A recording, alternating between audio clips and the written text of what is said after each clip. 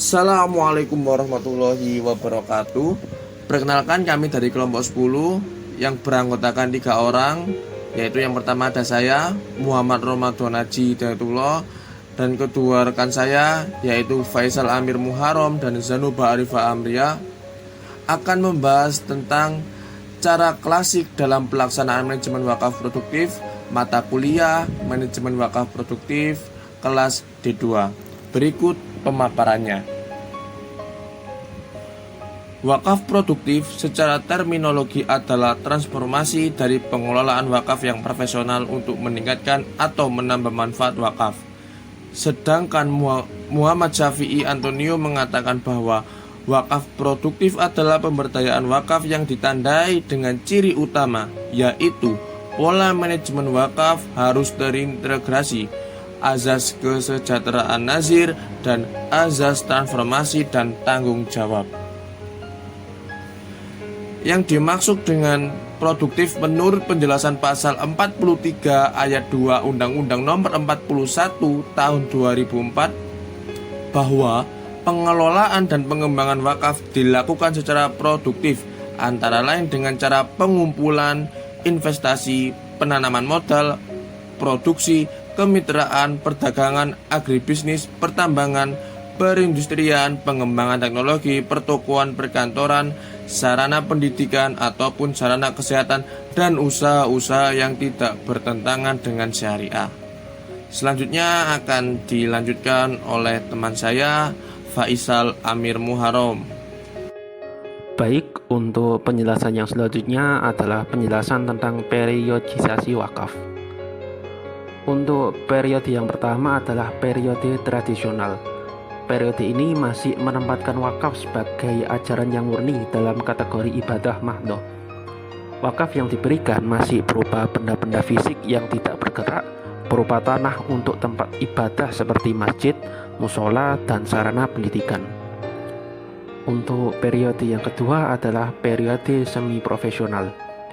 Pada periode ini, pola pengelolaan wakaf kondisinya masih relatif sama dengan periode sebelumnya. Namun, pada periode ini sudah mulai ada pengembangan pengelolaan, yaitu pemberdayaan wakaf secara produktif meskipun masih secara sederhana. Untuk periode yang ketiga adalah periode profesional. Pada periode ini, daya tarik wakaf sudah mulai nampak dan dilirik untuk diberdayakan secara profesional produktif.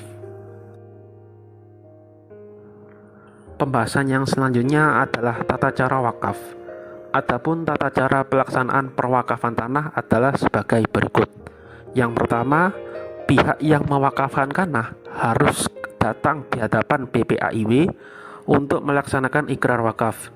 Isi dan bentuk ikrar wakaf tersebut ditetapkan oleh Menteri Agama. Yang kedua, pelaksanaan wakaf dianggap sah jika dihadiri sekurang-kurangnya 2 orang yang telah memenuhi syarat sebagai saksi. Yang ketiga, di hadapan BPAIW, 2 orang saksi tersebut wakif mengucapkan ikrar wakaf kepada nadhir dengan ucapan yang jelas dan tegas. Yang keempat, setelah selesai mengucapkan ikrar wakaf, wakif, nadhir, saksi, dan BPAIW segera membuat akta ikrar wakaf rangkap 3 dan harus disampaikan pihak-pihak yang bersangkutan selambat-lambatnya 1 bulan setelah dibuatnya akta. Yang kelima, pejabat pembuat akta ikrar wakaf membukukannya di dalam daftar akta ikrar wakaf dan menyimpannya dengan baik bersama aktanya. Adapun surat-surat yang diserahkan adalah sebagai berikut. Untuk surat yang pertama adalah sertifikat hak milik atau benda bukti kepemilikan tanah lainnya. Yang kedua adalah surat keterangan dari kepala desa yang diperkuat oleh kepala kecamatan setempat yang menerangkan kebenaran kepemilikan tanah dan tidak tersangkut suatu sengketa.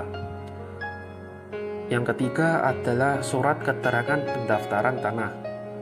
Dan yang terakhir adalah izin dari bupati atau wali kota, kepala daerah, dan kepala kantor agraria kabupaten atau kota.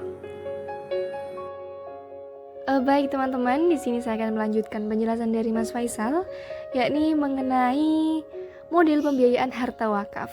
Ada dua cara, yakni yang pertama tradisional dan yang kedua adalah institusional. Yang pertama adalah tradisional. Apa sih tradisional itu? Ya, pembiayaan harta wakaf tradisional dibagi menjadi 5 model, yaitu pinjaman, kedua hooker atau kontrak sewa jangka panjang dengan pembayaran langsung yang cukup besar di muka, al-ijaratain atau sewa dengan 2 pembayaran, menambah harta wakaf baru, dan penukaran pengganti atau substitusi harta wakaf. Dan yang kedua adalah institusional.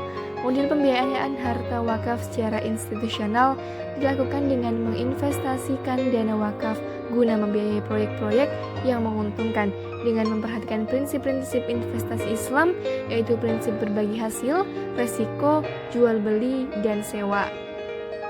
Kemudian, dalam literatur fikih disebutkan bahwa madhab Hanafi telah mempraktekkan wakaf uang dalam masyarakat.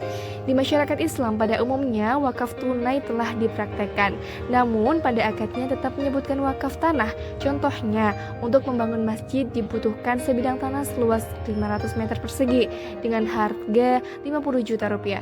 Kemudian tanah tersebut dikapling menjadi 500 kapling, dengan demikian diperoleh harga 100 per meternya.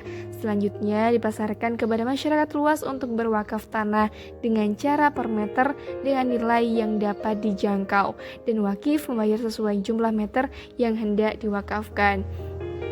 Baik teman-teman, itu tadi penjelasan dari kelompok 10 mengenai cara klasik dalam pelaksanaan manajemen wakaf produktif.